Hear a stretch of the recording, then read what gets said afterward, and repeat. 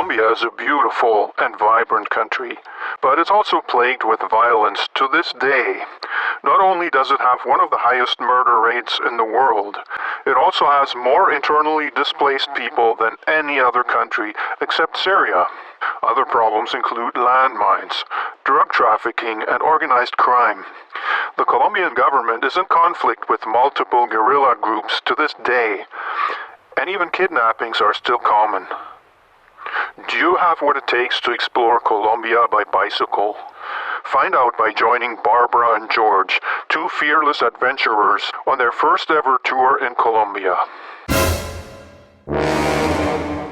Hello and welcome to Bicycle Touring Talk. This is episode number 125 and this whole series is about my bicycle tours. Jörg Schlagheck. The one and only.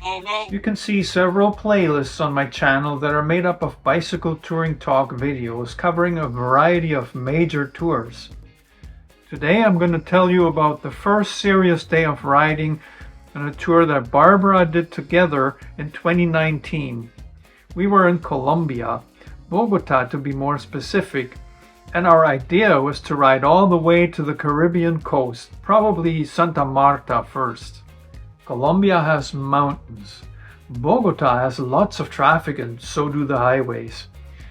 We had spent a few days in Bogota exploring the city by bike and on foot, but now it was time to leave for the big journey. We were very excited on the morning of January the 8th. After a quick breakfast and coffee, we said bye-bye to our hosts at CNS Bogota with a return booking for 2 months later already in place. The route to get out of our neighborhood in northerly direction was completely new to us, but it seemed fairly straightforward. I had looked it up the night before and memorized a few major turns. We stopped at a hardware store to buy some combustible alcohol for our stove. That turned out to be a major ordeal because we weren't sure of the proper name for methyl hydrate, even though it's the exact same word in Spanish. But in Colombia they call it something else, and if you get the wrong stuff, your stove will smoke like crazy, ruin your pot, and yeah, probably your food too. We also bought a plastic tarp to use as a footprint for our tent. After that, we ended up on a kind of country road, passing a regional park called La Florida.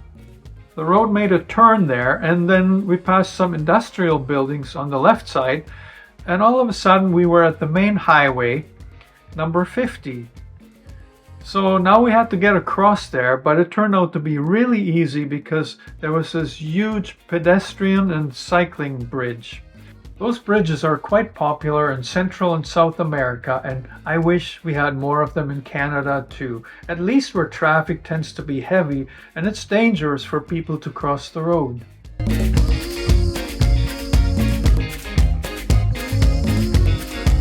Our ride on the highway started out like a dream. How is that possible with all the traffic going in and out of Bogota passing so closely? Let's just say the bike lane was great and well beyond our expectations. But how far would it go? Well, now that we were confident about having found our way and being able to start off this cycling trip in relative safety, we found a gas station with a restaurant and treated ourselves to a good breakfast.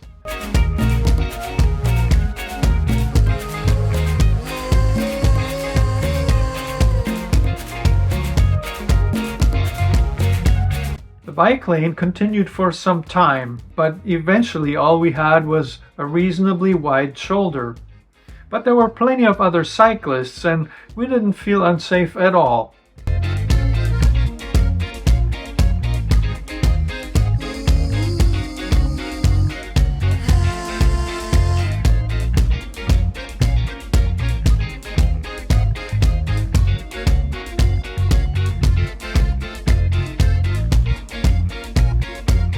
It was still a very good ride, but gradually the grade kept increasing and it got harder to pedal. We made another stop for a fruit yogurt at a berry farm. After that break, the ride got tough. Barbara ended up pushing her bike much of the time, which made it necessary for me to keep stopping, leaning my bike somewhere, and then walk back to help her with the task.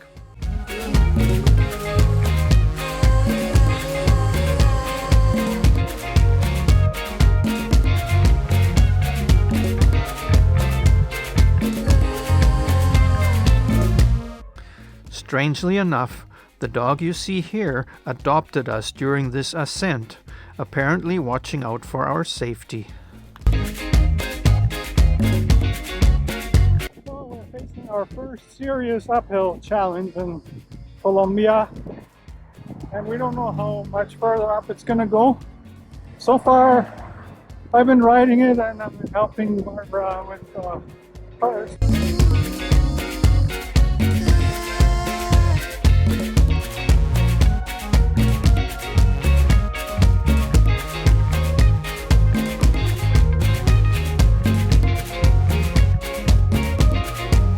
This might seem like a major problem when touring as a couple with much different capabilities when it comes to cycling.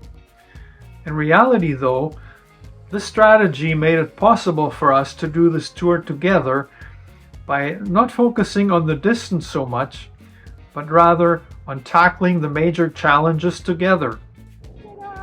You know how far up we are. Can't even, Bogota is over to the right there, eh? Can't really see it anymore. Yeah, we should actually be going down in a little while, like way down. It would tire us equally by the end of the day. We were on a long hill and had covered only about half the distance to La Vega, the place I'd been hoping to reach. I was getting worried as we were now well into the afternoon and it would get dark at 6. The highway was okay for the moment, but we didn't really know how it was going to continue, especially not with the increasing hilliness. And hey, I sure as hell didn't want to ride there in the dark. Not on day one. Eventually, a big green overhead sign popped up. Verifique frenos. Check your brakes. That can only mean one thing.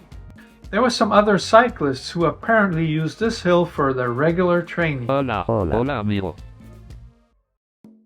What followed next was a dream-like descent that lasted 20-something kilometers.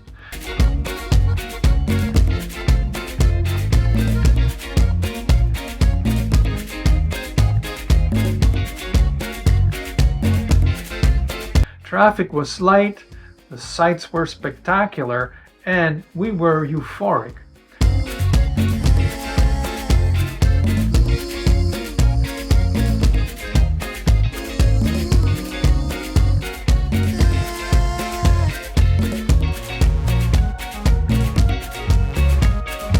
Despite several stops to take pictures, we rolled into the town of La Vega well before dark.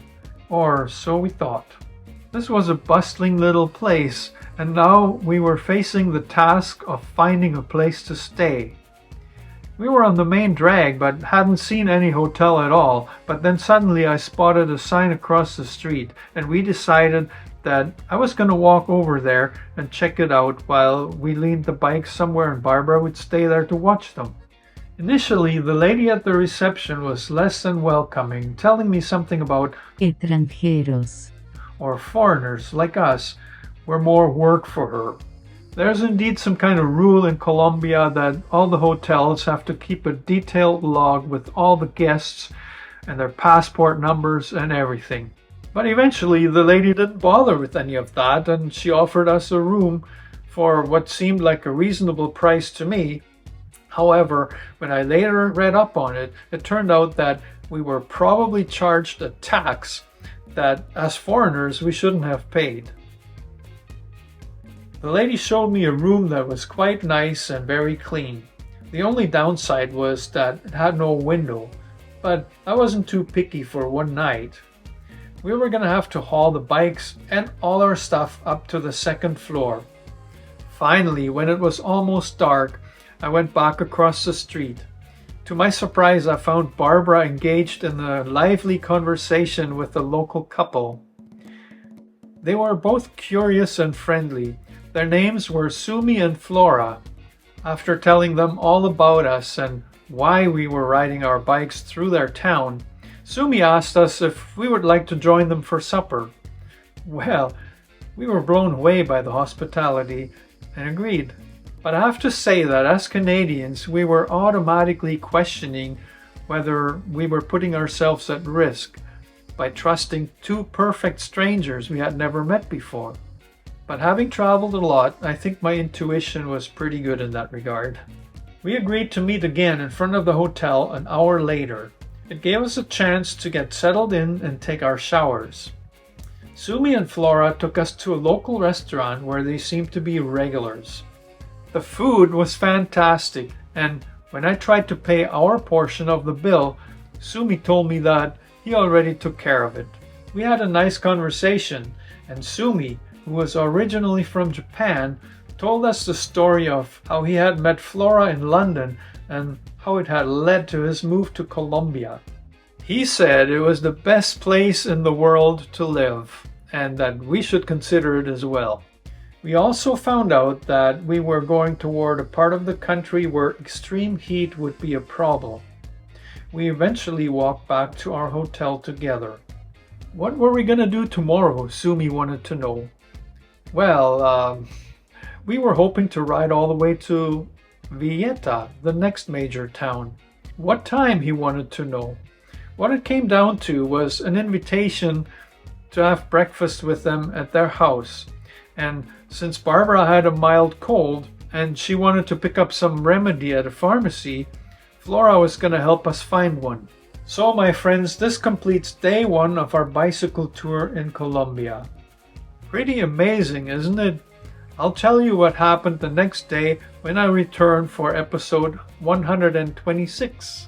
I hope you hit the like button and tell all your bicycle touring friends to subscribe. Thank you for supporting my channel, and I'll see you next time.